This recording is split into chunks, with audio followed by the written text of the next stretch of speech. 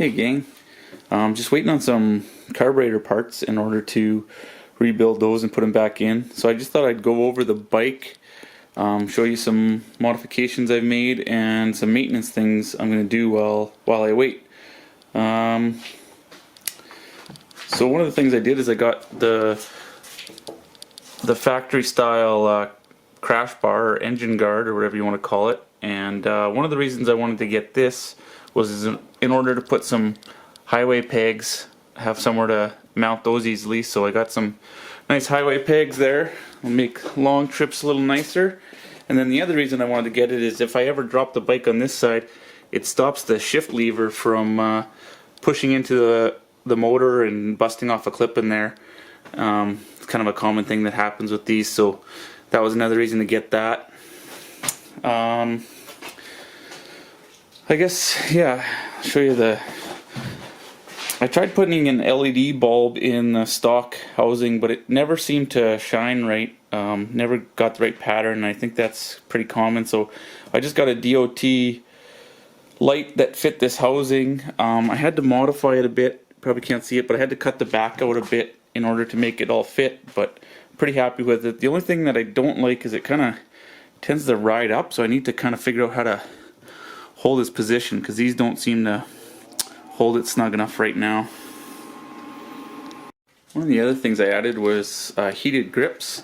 So it's just like a heating element that wraps around the handlebar, and then you just put the grip over top of that, and then you run a wire to your battery. But the switch, I just drilled a hole in this stock housing. I had to Dremel some stuff out of the back, but two-way switch for the heated grips. I added this ram mount. I just tapped into the block for this handlebar cover, and this can just hold a phone like this, and then you can have somewhere to plug in your charger for that. Some of the other, I guess, electrical add-ons. One of the better things I did was add this fuse box, or sorry, fuse blocks it's called. And so the reason you add this is you have one tap to your battery, and then you have a bunch of positive or negative and positive taps in this. I guess you have 6 spots you can wire in accessories, and it just kind of keeps it in a neat package. I'll take the cover off this and show you what it looks like on the inside.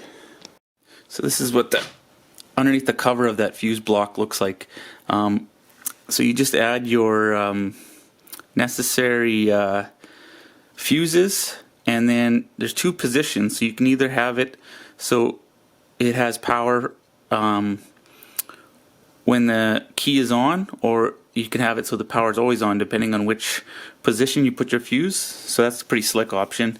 Then there's the kind of the master fuse for this thing, and I just have it velcroed to the cover of the regular fuse holder. So just like it just pops off with that holder.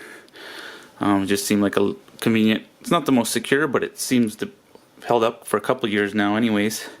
And then I just put some dielectric grease on the connections there, because they tend to corrode over time if you don't have that. And then the wire I had for the phone holder up there, I didn't take the tank off when I had put that on, so I'll use this opportunity now that the tank's off to reroute this wire and hook it back up here. So that's that. This is a pretty handy thing. I like it. And then the other thing I did electrical wise is I ran this goes to a little SAE charger, which I don't know if I have access to it. I might have hit it, but anyways, just like a trickle charger wire that's usually dangling out, so I can quickly hook up a trickle charger without needing to take the seat off. Oh, sorry, here it is. It's on this side. I was confused. Yeah, so I just pull this out from behind the cover. I can hook up a trickle charger without needing to take the seat off or anything. So that just lives under here. So that's that. I got the manual chain adjusters. I should probably look at tweaking those. I don't think I've done it since I installed them on the bike.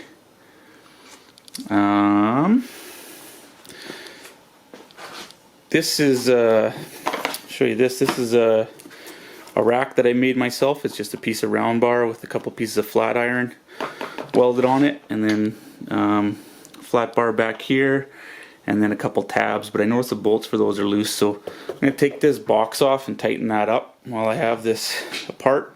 And then when I have this box off, I might try and clean up this black. Like, I know you can sand them down. Some people use heat guns, so I might try a couple of those things on the plastics, see what I can do. The other plastic that gets faded is this Radiated Guard, so I might take a look at that. And then when I took the heater hoses off in order to get this surge tank lifted up, I noticed that this is normally black, but it was getting rusty. This this pipe that fits in here, it had a little bit of a leak, and then I took it out and I noticed that the O-ring that sits there, was a little pinched odd, so took it as an opportunity to kind of clean this up. I had a bunch of pitting right here, so I just took some JB Weld, kind of filled in the pits and sanded it back down. So I'll paint this black. I'll get a new, I guess it goes in there like this. I'll get a new O-ring for this guy, install that. I might do the one on the other side too while I'm at it. Just easier when everything's out. I also took this opportunity to kind of clean where it's hard to get at with everything else installed. I could do a bit more cleaning, a bit more polishing, but those are those things. The other thing I'm going to do is I'm going to probably lube these throttle cables, and I'll probably do the choke cable at the same time while they're out of the bike. I got a little thing that clamps on there, and spray some oil in those things. But yeah, I think that covers most of the maintenance things I'm going to try and do and modifications. Guess I have these smoked out LED tail lights, just LEDs just to kind of take some of the strain off the electrical system. They're not great on these things. I do have the updated I guess MOSFET regulator rectifier. I have a rebuilt stator, so that system should be alright.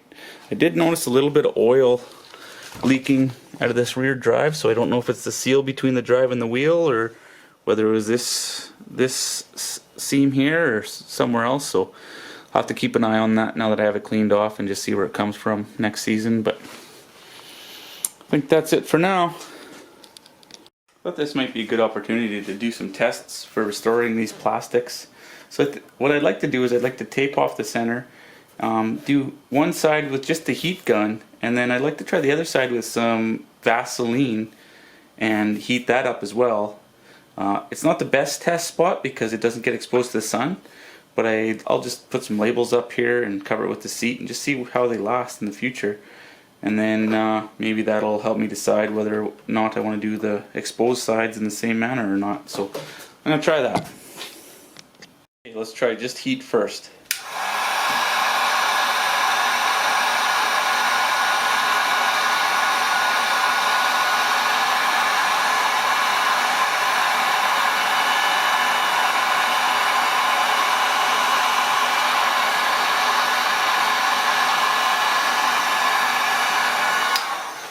That's pretty impressive. Obviously it's just melting it a bit. It'll get a little duller once it cools off, but it's pretty good. Try it one more time.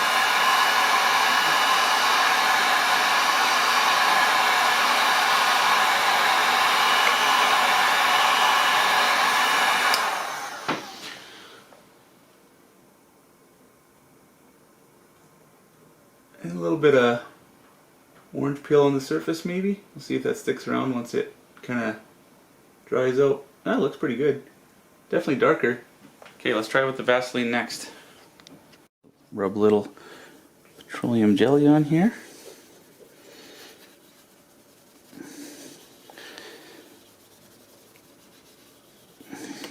That by itself did something. Okay, and then we'll heat that up.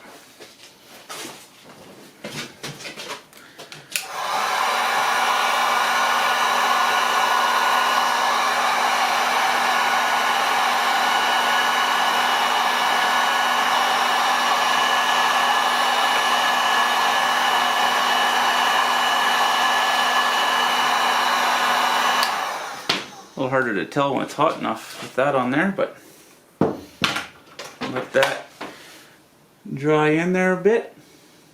Yeah, kind of all evaporated. I don't know, it almost looks the same.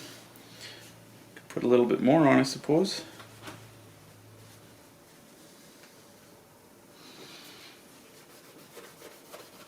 Guess we gave that other side 2 goes, so it's still pretty warm. Maybe I'll just put that on and try and rub it in there. Okay, maybe come back a little bit later and we'll take a peek at both. They look the same to me. I don't know. Maybe if you gave it a couple coats of the petroleum jelly. Hard to say.